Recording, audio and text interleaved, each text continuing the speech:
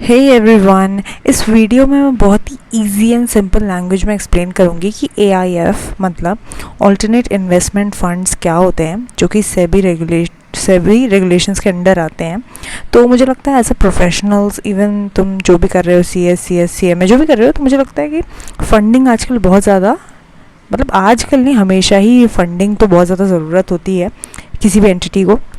तो अगर तुम्हारे पास कोई क्लाइंट है तो तुम उसे सजेस्ट कर सकते हो एआईएफ के बारे में। तो पहले देख लेते हैं एआईएफ है क्या, बहुत ही इजी लैंग्वेज में, और तुरंत तुम लोगों को समझ में आ जाएगा। So let's begin. तो एआईएफ, इसके ये रहे रेगुलेशंस बाय सेबी, और मीनिंग क्या है, ऑल्टरनेट इन्वेस्टमेंट फंड। इसको ऐसे समझो कि ये कोई बॉक्स है, ठीक है। तो इट इज़ अ फंड, ये रहा ये फंड, ठीक है। इसमें क्या होता है, इट इज़ एस्टैब्लिश्ड या इनकॉर्पोरेटेड इन इंडिया, लेकिन ये सिर्फ इंडिया में होगा क्योंकि सेबी रेगुलेटेड है, ठीक है। तो हम अपने इंडिया की बात करेंगे। तो एक फ़ंड है जिसको एस्टैब्लिश या इनकॉर्पोरेट किया गया है इंडिया में, बनाया गया है इंडिया में, ठीक है। किस तरह से, प्राइवेटली पूल्ड इन्वेस्टमेंट व्हीकल, मतलब कि ऐसा नहीं है कि हमने स्टॉक मार्केट में लिस्ट करा दिया हो और पब्लिक से हम पैसे ले रहे हो, पब्लिक नहीं, वो नहीं होता है इसमें। ये प्राइवेटली पूल किया जाता है, मतलब कि हो सकता है कुछ इंडिविजुअल्स हों या इंस्टीट्यूशंस हों, प्राइवेटली, पब्लिकली सबको ऑफर नहीं दिया जाता है इसका। प्राइवेट लोगों से कहा जाता है कि आप लोग अपना अपना इसमें कुछ कंट्रीब्यूशन डाल दो। तो ये प्राइवेट लोग हैं, ये अपना अपना इसमें कंट्रीब्यूशन डालते हैं और बना देते हैं उसका एक पूल, जो हो जाता है हमारा एआईएफ। ये चीज़ याद रखने वाली है कि ये प्राइवेटली बनता है, ठीक है। ये पब्लिक हो जाएगा अगर, तो वो LODR में चला जाएगा, ठीक है। तो ये समझ में आ गया इम्पॉर्टेंट चीज़ कि it is a fund established in India, privately pooled investment vehicle होता है to collect funds from sophisticated investors. अब वो इंडियन इन्वेस्टर्स भी हो सकते हैं, फॉरेन इन्वेस्टर्स भी हो सकते हैं, लेकिन जो फंड है वो इंडिया में ही रहना चाहिए। फंड इंडिया के बाहर नहीं। तुम ये नहीं कि US में जाके फ़ंड बना लो और वहाँ पे तुम सोचो कि एआईएफ रेगुलेशंस लगेंगे नहीं, वहाँ पे उस कंट्री के रेगुलेशंस लगेंगे। तुम इंडिया में हो तो ठीक है, तुम इंडिया के रूल्स फॉलो करने होंगे, लेकिन तुम ये जो पैसे यहाँ पे डालते हैं, हम जो कलेक्ट करते हैं प्राइवेट पूल्स, वो तुम इंडियन से भी ले सकते हो, फॉरेनर्स से भी ले सकते हो, ठीक है। ऐसी कोई इसमें प्रॉब्लम नहीं है, लेकिन उसके लिए तुम्हें फिर थोड़े बहुत और चीज़ें फॉलो करनी होती हैं, ठीक है। So privately pooled and you can collect it from Indian और फॉरेन इन्वेस्टर्स। हाउएवर, अब ये इंपॉर्टेंट चीज़ है कि इसमें क्या नहीं होता है, इट डज़ नॉट इंक्लूड। तुम सोचोगे कि हाँ ऐसे तो म्यूचुअल फंड्स भी होते हैं, CIFs भी होते हैं, नहीं, वो अलग चीज़ होते हैं। जो चीज़ें म्यूचुअल फंड, CIF या अदर टाइप के फंड्स नहीं होते हैं, दैट इज़ एक तरह से AIF, ऑल्टरनेट इन्वेस्टमेंट फंड। इन सब का ऑल्टरनेट है ये वाला इन्वेस्टमेंट फंड, इन सब का ऑल्टरनेट है, ठीक है। और म्यूचुअल फंड्स की रेगुलेशंस अलग होती हैं, उसमें पब्लिक थोड़ा सा इन्वॉल्व हो जाता है, क्योंकि तुम और मैं एज इंडिविजुअल भी म्यूचुअल फंड्स में इन्वेस्ट कर सकते हैं, तो पब्लिक हो जाएगा। लेकिन ये जो एआईएफ है, ये प्राइवेट पूल होता है, ठीक है, प्राइवेट मनी इसमें लगाया जाता है, ठीक है। अब इसमें करना क्या है हमने कहा था कि AIF can be established in India only. अब ये किस फॉर्म में तुम इसको बना सकते हो, ये जो फंड है, ऐसा नहीं है कि बस एक बैंक अकाउंट में बहुत सारे पैसे डाल लिए और बन गया फंड, नहीं। You have to establish it, you have to set up as a trust, या तो कोई ट्रस्ट बना लो, या इसको कंपनी के फॉर्म में बना लो तो कंपनीज एक्ट के प्रोविजन लगने लगेंगे, या तो LLP लगाओ तो LLP एक्ट 2008 के प्रोविजंस लगने लग जाएंगे। इतनी इसमें फ्लेक्सिबिलिटी होती है एआईएफ में कि तुम इसे 3 तरह से इस्टेब्लिश कर सकते हो। यानी कि अगर तुम कल को सोचो खुद से कि क्यों ना हम एक एआईएफ बनाएं, एआईएफ इनकॉर्पोरेट करें, या तुम्हारा कोई क्लाइंट आया है, वो बोल रहा है कि हम एक पूल ऑफ फंड्स बनाना चाहते हैं, तो उसको सजेस्ट कर सकते हो कि हाँ तुम LLP के फॉर्म में भी बना सकते हो, कंपनी या ट्रस्ट के फॉर्म में भी इसको इस्टेब्लिश कर सकते हो। हमें जो भी पैसा मिलेगा हम उसे एज अ ट्रस्ट, कंपनी या LLP की तरह इस्टेब्लिश कर सकते हैं, या फिर कोई भी अदर बॉडी कॉर्पोरेट, ऐसा होता है ये, ठीक है। लेकिन वो किसी एक्ट के अंदर आना चाहिए सो दैट वो रेगुलेट हो पाए प्रॉपरली। सेबी के रेगुलेशंस तो हैं और इनकी भी लग जाएंगी रेगुलेशंस। देखो, अब बेसिकली तुमने अगर कंपनी के फॉर्म में बनाया है तो तुम्हारे पास एक होगा मेमोरेंडम ऑफ एसोसिएशन, ठीक है। उसमें तुम लिखोगे कि ये फ़ंड कैसे कैसे यूटिलाइज होगा, ठीक है। ट्रस्ट डीड बनाओगे तुम, अगर तुमने अपना एआईएफ ट्रस्ट के फॉर्म में इशू किया है अपने तुमने जो ये पूल ऑफ फंड है इसको तुमने अगर सोचा कि ठीक है मैं इसको ट्रस्ट बना देते हैं, ट्रस्ट तरह से, तो तुम्हारे पास जो एक इम्पॉर्टेंट डॉक्यूमेंट होता है वो उसका नाम होगा ट्रस्ट डीड। उसी तरह से अगर तुमने सोचा नहीं हम LLP बनाएंगे, LLP, तो तुम्हारे LLP डीड जो होगी वो तुम्हारा इम्पॉर्टेंट इसमें डॉक्यूमेंट माना जाएगा, मोस्ट इम्पॉर्टेंट डॉक्यूमेंट तुम्हारे फंड कैसे ऑपरेट करता है उसको माना जाएगा। एंड अकॉर्डिंगली उसको तुम्हें रजिस्टर भी कराना पड़ेगा, जो भी तुमने MOA, ट्रस्ट डीड या जो भी बनाया है। डिपेंड्स कि तुमने किस फॉर्म में अपने फ़ंड को एस्टैब्लिश किया है, क्या फॉर्म है, वो कंपनी है, LLP है, क्या है, ठीक है। It is mandatory to obtain registration for SEBI. Of course SEBI से लिए बिना तो तुम कुछ कर ही नहीं पाओगे, तुम्हारे मतलब तुम वो ही नहीं बनोगे, एक बहुत बड़ा नॉन कंप्लायंस हो जाएगा तुम्हें। अगर तुमने सेबी से नहीं रजिस्टर कराया है तो तुम वैसे ही वॉइड हो जाओगे, पूरे के पूरे पैसे रिफंड करने पड़ेंगे और मतलब वो AIF नहीं माना जाएगा, ठीक है। अब जो तुमने चलो ठीक है अपने आप को इस्टेब्लिश कर लिया एज AIF, तुमने कंपनी के फॉर्म में इस्टेब्लिश कर लिया, ठीक है, तो तुम्हारा मेन डॉक्यूमेंट हो गया MOA, ठीक है। अब ये इसमें पैसे पड़े हैं बहुत सारे, ठीक है, बहुत पैसे हैं इसमें, तो ये पैसों को देखेगा कौन और उसको मतलब कैटेगरीज में अभी मैं आती हूँ बाद में, पहले मैं ये बता रही हूँ इस फंड को मैनेज जो करता है। तुम सोच रहे हो कि जो कंपनी बन गई इसको मैनेज कौन करेगा, तो उसको बोलते हैं मैनेजर, ठीक है, जो पैसे डालता है इसके अंदर। बहुत सारे लोग इन्वेस्टर्स हो गए वो वाले तुम्हारे, ये देखो नीचे दिखाती हूँ ये देखो एप्लीकेंट, जो लोग मतलब आउटसाइडर्स होते हैं, प्राइवेट इंडिविजुअल्स जो होते हैं, प्राइवेट, हम देखा था ना प्राइवेट लोग अपना इसमें इन्वेस्ट कर सकते हैं, तो वो होते हैं एप्लीकेंट। वो बोलते हैं कि हम पैसे दे रहे हैं, हमें बदले में जो तुमने कंपनी के फॉर्म में अपना AIF इस्टेब्लिश किया है, हम तुम्हें पैसे देंगे, तुम हमें यूनिट्स दो इसके, ठीक है, यूनिट्स दो। और ये जो कंपनी के फॉर्म में इस्टेब्लिश है इसको देखता कौन है, मैनेजर, इसको पूरा मैनेजर देखता है। और ये जो स्पॉन्सर, मैनेजर, एप्लीकेंट है, ये सारे फिट एंड प्रॉपर पर्सन होने चाहिए। इसका शेड्यूल 2 ऑफ सेबी रेगुलेशंस में तुम जाके देख सकते हो क्राइटेरिया क्या है, उन डिटेल्स में मैं अभी नहीं जा रही हूँ, because I want to keep it very simple, एकदम बेसिक। और AIF का क्या होता है, it is prohibited to make application to the public, of course, वरना वो हो जाएगा, पब्लिक इशू हो जाएगा, LODR ICDR हो जाएगा। वो ये AIF की बात कर रहा था, ये प्राइवेट रहता है पूरा। And each scheme of AIF, basically ये जो फंड बनाया तो उस फंड का करोगे क्या, इतने सारे लोगों ने पैसे डाल दिए, अब इसका होगा क्या, इसको फर्दर, क्योंकि इतने सारे लोगों को अपना इंडिविजुअल सोचो, अगर 10 लोग हैं, 1-1 करोड़ सबके पास है, 10 लोग हैं सबके पास 1-1 करोड़ है, तो टोटल 10 करोड़ हो गया। अब एक आदमी 1 करोड़ कहीं लगाएगा तो वो बड़ी जगह नहीं लगा पाएगा, है ना। उसी तरह अगर ये 10 लोग मिलकर 10 करोड़ लगा रहे हैं तो ये बड़ी जगह लगा सकते हैं और हम बड़ा रिटर्न्स भी कमा सकते हैं। तो ये फ़ायदा होता है सारे पैसों को पूल करने का, ठीक है। तो ईच स्कीम, तो ये AIF कहाँ कहाँ इन्वेस्ट करेगा, उसकी स्कीम्स होती हैं, बहुत सारी स्कीम्स होती हैं, ठीक है। अगर जो भी स्कीम है इन्वेस्ट करने की, उसका जो कॉर्पस होता है, कॉर्पस मतलब बॉडी, इन्वेस्टमेंट स्कीम जो है मतलब मिनिमम इन्वेस्टमेंट 20 करोड़ की ही करेगा। एंड कोई अगर स्कीम है सोशल इम्पैक्ट से रिलेटेड तो उसका मिनिमम अमाउंट 5 करोड़ का इन्वेस्टमेंट होना ही चाहिए। उसका minimum investment from each investor मतलब 1 करोड़ होना चाहिए। ऐसा नहीं है कि तुम और मैं सोच रहे हैं कि चलो हमें अब तो AIF आता ही है, चलो हम लोग भी इन्वेस्ट करते हैं AIF में, तो नहीं, 1 करोड़ को मिनिमम, एक इन्वेस्टर को मिनिमम 1 करोड़ देना ही पड़ेगा। तो हमारे पास तो 1 करोड़ नहीं है तो हम नहीं कर सकते, ठीक है।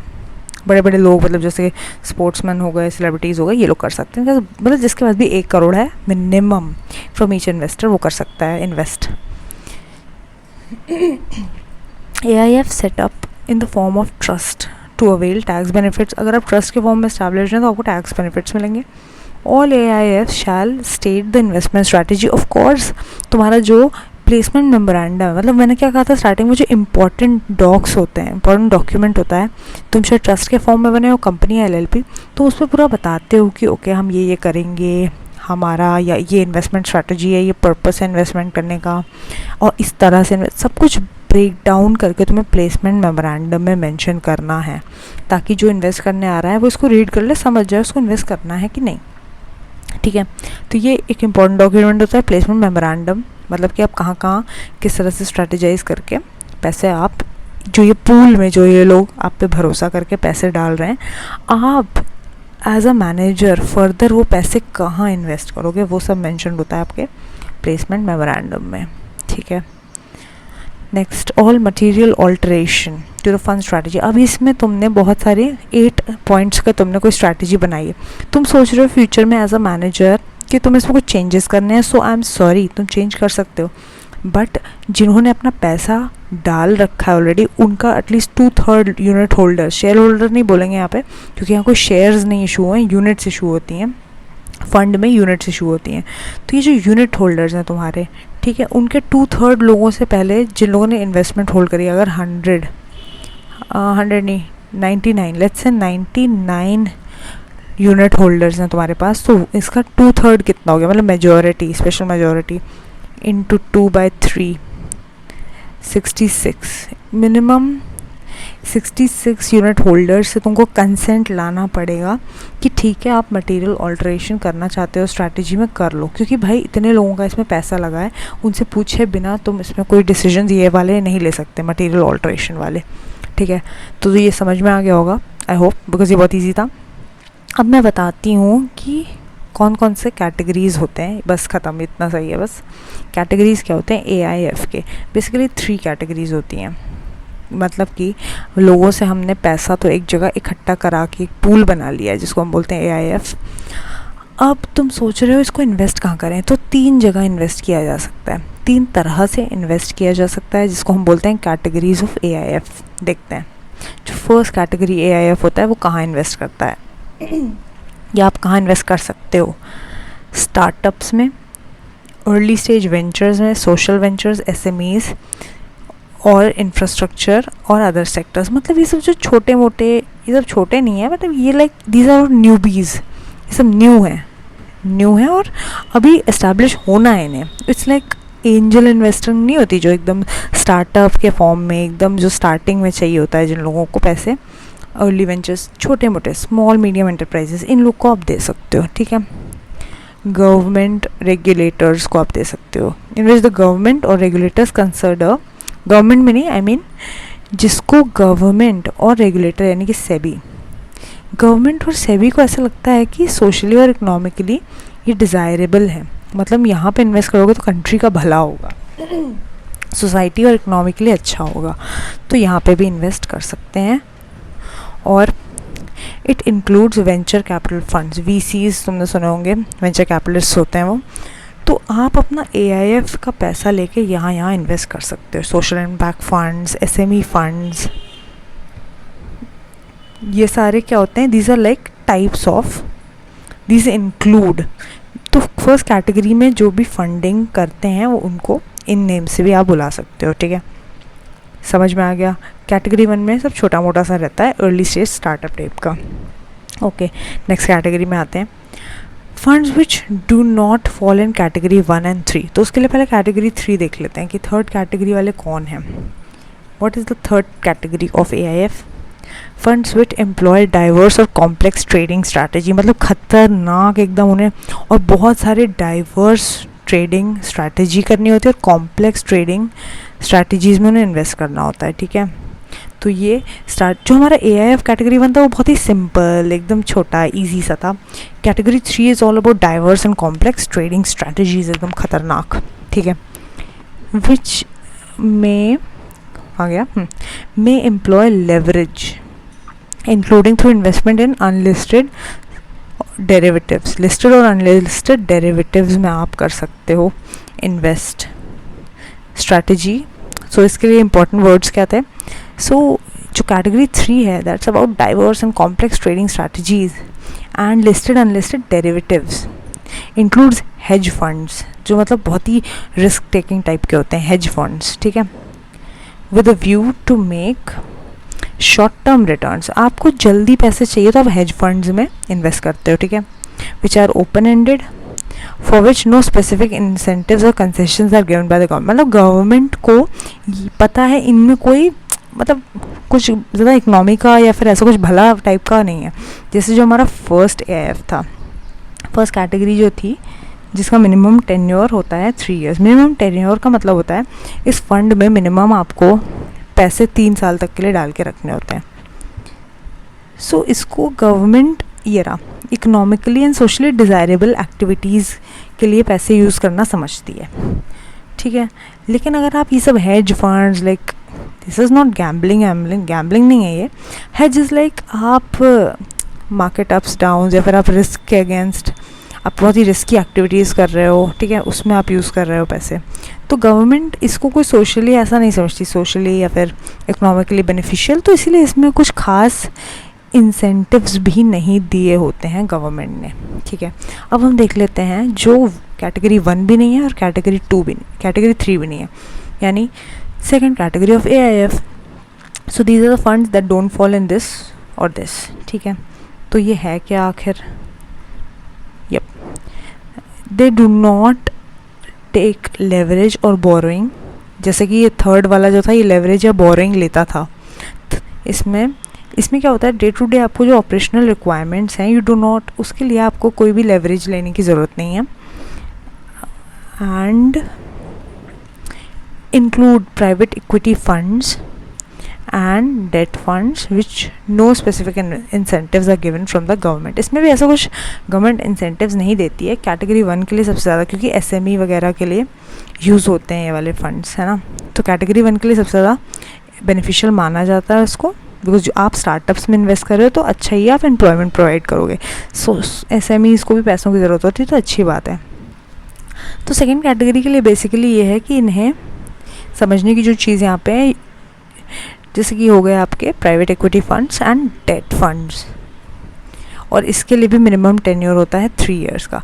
तो इसको ज़्यादा कॉम्प्लिकेट मैं नहीं करूँगी, I think I will end it right here. Yup, एक चीज़ और बस देख लो, FDI इज़ एन इन्वेस्टमेंट, जो फॉरेन से डायरेक्टली इन्वेस्ट किया जाता है इंडिया में, होता है FDI, refers to investment made by foreign entities और individuals into AIFs, REITs, InvITs। इन सब में डायरेक्टली, मतलब कि हमने स्टार्टिंग में क्या कहा था कि AIF जो एक फ़ंड है इंडिया में एस्टैब्लिश्ड है, ठीक है, उसमें पैसे कौन डाल सकता है, इन्वेस्ट कौन कर सकते हैं, इंडियंस भी कर सकते हैं एंड फॉरेनर्स भी। तो ये रहा उसका एग्जांपल, FDI के फॉर्म में फॉरेनर्स इन्वेस्ट कर सकते हैं किसी भी AIF में। AIF that are desirous of availing the facility of investment outside India। अब AIF का क्या काम होता है, इनको पैसे फर्दर इन्वेस्ट करने होते हैं, कैटेगरी 1, 2, 3 कहीं पे भी ये लोग इन्वेस्ट कर सकते हैं, ठीक है। तो अगर आप इंडिया के बाहर अगर आप करना चाह रहे हो एज AIF, इंडिया के बाहर अगर आप इन्वेस्ट करना चाह रहे हो पूरा फंड, सो पूरा नहीं है, जितना भी जो भी आपकी स्कीम है, सो आपको ऑफ कोर्स परमिशंस लेने पड़ेंगे, उसमें RBI भी इंक्लूड होगा, SEMA भी आएगा उसमें। सो इतना ही था ये। So I hope that was helpful, और कुछ इंटरेस्टिंग अगर आज सीखने को मिला हो तो मुझे ज़रूर कमेंट्स में बताना, बिकॉज मुझे पहले ये थोड़ा सा कॉम्प्लिकेटेड लगता था खुद भी, बट आई थिंक एक सिंपल लैंग्वेज में इसको अगर तुमने समझ लिया हो तो बहुत है, just to have a overview कि आखिर AIF है, कैसे डरने की ज़रूरत नहीं है। सो लाइक शेयर सब्सक्राइब कर देना अगर मज़ा आया हो तो। Thank you.